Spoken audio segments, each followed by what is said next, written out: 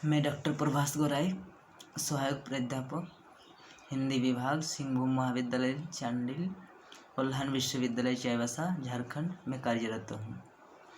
आज मैं स्नातक द्वितीय वर्ष सेमेस्टर 3 CC पेपर 5 के बारे में पढ़ाऊँगा।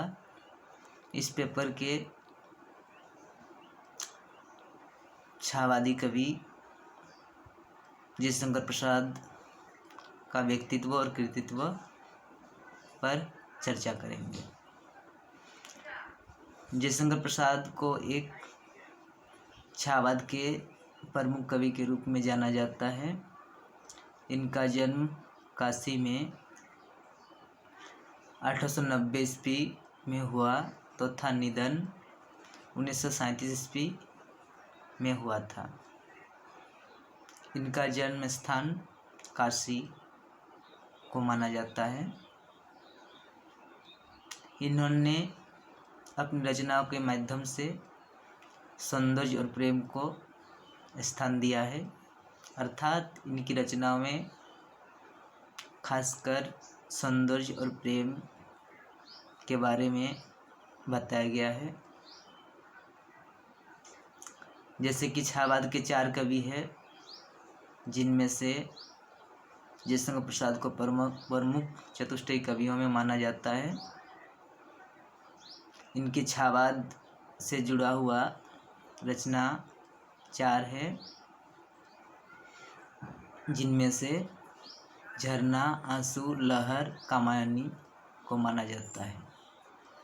कामायनी इनका महाकाव्य है जो 1935 ईस्वी में लिखा गया है। इस रचना को बहुत महत्वपूर्ण स्थान मिला है, क्योंकि इस रचना के माध्यम से मनुष्य के अंदर चिंता से लेकर अंतिम समय तक आनंद की प्राप्ति किस तरह होता है उसे दिखाया गया है। कामायनी में 3 पात्र है, मनु, श्रद्धा और इड़ा। मनु को मन का प्रतीक, श्रद्धा को हृदय का प्रतीक और इड़ा को बुद्धि का प्रतीक माना गया है। यानी ये जो रचना है प्रतीक रूप में देखा गया है, किस तरह मन में चिंता होती है, लज्जा होती है, सपना आती है, ये सब वृत्तांत के बारे में बताया गया है। अंत में किस तरह आनंद को प्राप्त कर पाते हैं मनुष्य करते हैं उसे भी दिखाया गया है। किस तरह आनंद का मंजिल पहुंचते हैं, प्राप्त करते हैं, उसे विस्तार से बताया गया है। कामायनी में कुल 15 सर्ग है, जो इस प्रकार है: चिंता, आशा, श्रद्धा, काम, वासना, लज्जा, कर्म, इच्छा, इड़ा, स्वप्न, संघर्ष, निर्वेद, दर्शन, रहस्य, आनंद। ये जो 15 सर्ग है, सबसे पहले चिंता सर्ग को स्थान दिया गया है, क्योंकि मनुष्य का जन्म से ही चिंताग्रस्त हो जाते हैं और अंत में आनंद की प्राप्ति होती है। तो आनंद की प्राप्ति के लिए एक क्रम में मंजिल को पहुंचने के लिए मार्ग बताया गया है।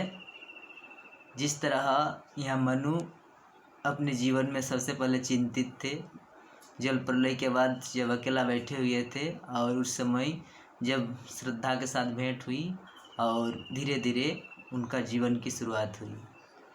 इनका सबसे पहले पंक्ति में बताया गया है कि हिमगिरी के उत्तुंग शिखर पर बटशिला की शीतल छाह, एक पुरुष भीगे नयनों से देख रहा था प्रलय प्रवाह। नीचे जल था, ऊपर हिम था, एक तरल था एक सघन, एक तत्व की प्रधानता कहो उसे जड़ हो या चेतन। तो ये हिमगिरी के उत्तुंग शिखर पर यानी हिमालय पर्वत पर किस तरह मनु बैठा हुआ था अकेले चिंतित, और उस समय कुछ देर बाद जल प्लावन में कोई नहीं बचे थे और एक मनु ही बचे थे। तो सामने में देखे कि कुछ अन्न भी बचा हुआ है, तो उनको आशा जगा कि मेरे अलावा और भी कोई यहाँ स्थित है, यानी बचा हुआ है। तब जाके धीरे धीरे श्रद्धा के साथ भेंट हुई और श्रद्धा के साथ रहने लगी। और फिर क्या किए कि फिर धीरे धीरे उसके हृदय में श्रद्धा को छोड़कर मनु चली गई। और जाने के बाद क्या हुआ कि उनको काम ध्वनि सुनाई देता है। और इस तरह करके जीवन में कभी कभी लज्जा भी आती है और लज्जा भी कुछ सिखलाती है, चली जाती है। लज्जा से हमें यही शिक्षा मिलती है कि किसी भी काम को करने के लिए हम लोग जाते हैं और वो ठोकर देने के समान कुछ शिक्षा दे जाती है और हमेशा के लिए हम लोग शिक्षा ले लेते हैं।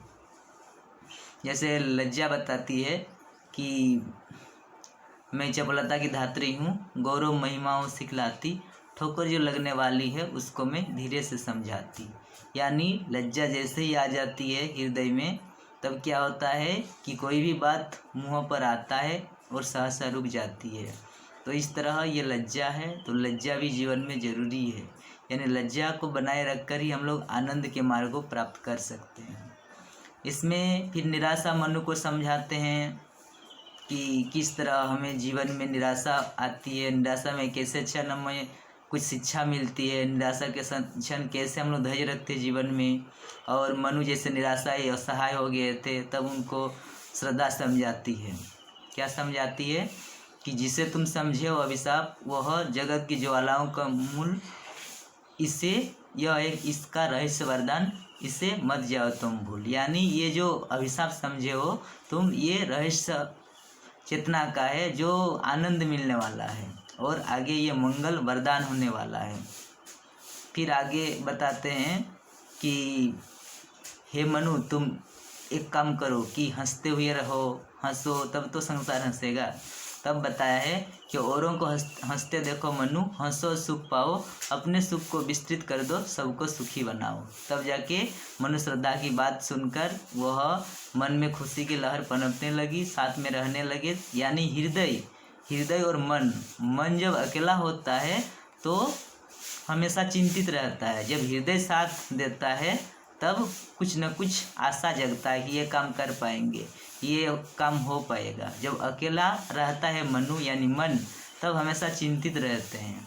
तो चिंता तभी दूर होता है जब एक सहारा मिले। यानी मन जब अकेला भटकता है तो हमेशा चिंतित रहता है। और उसके साथ जब मनु के साथ जब श्रद्धा आ गई, यानी हृदय एक साथ हो गया दोनों, तो थोड़ा बहुत उसमें आनंद होने लगी, यानी बातचीत होने लगा।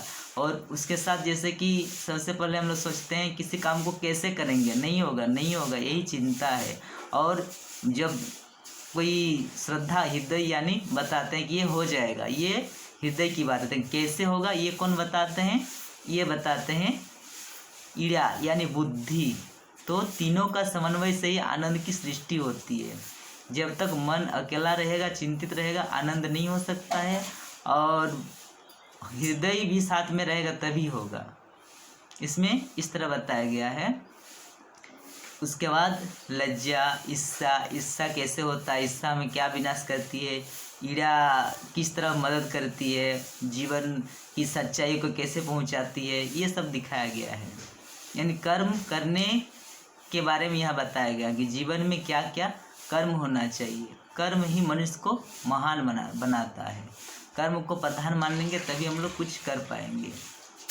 एक कहानी के माध्यम से मैं बताना चाहता हूँ कि किस तरह कर्म करना चाहिए, कर्म का कैसे भोग मिलता है, कैसे हमें कुछ करना चाहिए। एक राजा थे और 3 लोगों को क्या किए, अपने प्रजा को, कि इन लोगों को तीनों को जंगल भेज दो, कि तुम लोग तीनों जंगल चले जाओ और 3 झोला लेकर के, और तीनों झोला में तुम लोग कुछ भर के लाओ, फल भर के लाओ खाने पीने का, अच्छा जंगल में और क्या मिलेगा। तो तीनों को भेज दिए। जैसे ही भेज दिए तीनों चले गए। तो देख रहे हैं जाकर के एक लग गया वह सुंदरता में देखने में, इतना सुंदर जंगल है, इतना सुंदर फल है, पेड़ पौधे हैं, सब कुछ है, देखने में मस्त रह गए, देखने में, बात करने में। और एक तो गए, वह बोले नहीं अभी थोड़ा आराम कर लेते हैं, यानी सो लेते हैं।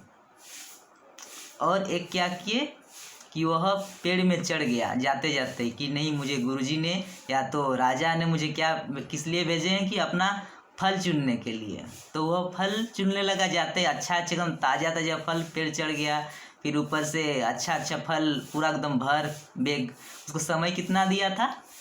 4 घंटे समय दिया था। और समय दिया था तो क्या किए, यह 4 घंटे पूरा अच्छा अच्छा फल तोड़ा, एकदम बैग भर गया, झोला भर गया। फिर दूसरा क्या, जो सो रहा था वह 10-15 मिनट पहले जगा, देख रहा है कि अभी तो बहुत कम समय है तो क्या करेंगे, तो बोल रहा है कि नहीं अभी तो बस कुछ नहीं मिलेगा, अभी वही जो गिरा हुआ है फल उसी को भरना है, क्योंकि भर के ले जाना है। तो वही सड़ा हुआ कटा हुआ फल को भर लिए। और तीसरा क्या किया, जो कि बातचीत में मस्त थे, वह एकदम देख रहे हैं कि अभी 5 मिनट बचा है, तो 5 मिनट में क्या करेंगे, तो सोचे मिट्टी, पत्ता, बालू, मिट्टी कुछ भी भर के एकदम बैग को भर दिया। जैसे समय हो गया, तीनों एक साथ आ रहे हैं। एक क्या किए, पूरा ताज़ा ताज़ा अच्छा अच्छा फल चुने। दूसरा क्या किए कि वह सड़ा हुआ फल को भरा है। और तीसरा क्या किया कि वो पत्ता, मिट्टी, पत्थर कुछ भी डाल के भर दिया है, वो सड़ा हुआ फल भी नहीं, क्योंकि समय नहीं उसके पास। तो तीनों आ गए, तो राजा को बोले कि हम लोग तीनों आ गए हैं। मंत्री बोले ठीक है कोई बात नहीं, इन लोगों को तीनों को कैद कर दो। तो तीनों को कैद कर दिया। तो बोले कि उन लोगों को खाना पीना कुछ नहीं देना है, जो जो लाए हैं बैग में वही खाएगा। तो कैसे क्या होगा, तीनों को कैद कर दिया। और उसके बाद क्या हुआ कि डेली देखता है कि कौन क्या कर रहा है। तो एक देख रहा है ताज़ा ताज़ा फल खा रहा है, वो बहुत अच्छे हैं, स्वस्थ है। फिर दूसरा देख रहा है कि वह सड़ा हुआ फल को ही थोड़ा थोड़ा खा रहे हैं, क्या करेगा भूख में, नहीं बोलते मरता क्या नहीं करता, तो उसी को खा रहा है। तीसरा क्या कर रहा है, जो पत्ता उत्ता किया था थोड़ा बहुत क्या मुँह में लगा रहा है, थूक रहा है, फेंक रहा है, मन नहीं लग रहा है, क्या करेगा। फिर देख रहा है दूसरा दिन कि वो तो ताज़ा ताज़ा फल जो खा रहा है अच्छा है, फिर खा रहा है। और दूसरा जो सड़ा हुआ फल लाया था वह क्या कर रहा है कि उसको वो भी खा रहा है लेकिन बीमार पड़ गया है। और तीसरा वह क्या है, वह मरा नहीं है लेकिन मरने वाला है। तो वह क्या कर रहा है कि सोया हुआ, यानी उसको बहुत बड़ी ज़ोर से भूख लगी है, यानी वह अभी हालत नाजुक है उसका। तो तीसरा दिन देख रहा है कि स्वस्थ है, जो अच्छा अच्छा फल चुना था, और जो सड़ा हुआ फल चुना था वह क्या है कि एकदम उसको भी बुखार आ गया है, वह भी सोया हुआ है लेकिन जिंदा है। और तीसरा क्या है, वह पूरा मर गया है। तो अपना ये कर्म का फल है, जैसा हम लोग कर्म करते हैं तो वैसे ही फल मिलता है। वो अच्छा कर्म किया तो अच्छा फल चुना था तो अच्छा जिंदा है, और ख़राब कर्म किया था, सड़ा हुआ फल लाया तो सड़ा हुआ फल खाया तो उसको बुखार पकड़ा, बीमार पकड़ा, और वह कुछ काम नहीं किया था तो वह मर गया। वैसे ही हम लोगों का ये कर्मों का फल है। तो कामायनी हमें कर्मों को सिखा दे, क्या कर्म करना चाहिए, कौन सा कर्म अच्छा है, जीवन को कैसे हम लोग खूबसूरत बना सकते हैं, ये यानी जीवन को हम लोग कैसे अच्छा से संवार सकते हैं। ये जो जीवन मिला है इसमें हम लोग राक्षस भी बन सकते हैं, बना सकते हैं जीवन को, और देवता भी बना सकते हैं। यानी हम लोग रावण भी बन सकते हैं, राम भी बन सकते हैं, सीता भी बन सकते हैं, और शूर्पणखा भी बन सकते हैं। ये कर्मों का फल है, इसलिए कर्म को इसमें विशेष महत्व दिया गया है। और इनकी प्रमुख रचनाएं हैं जैसे कि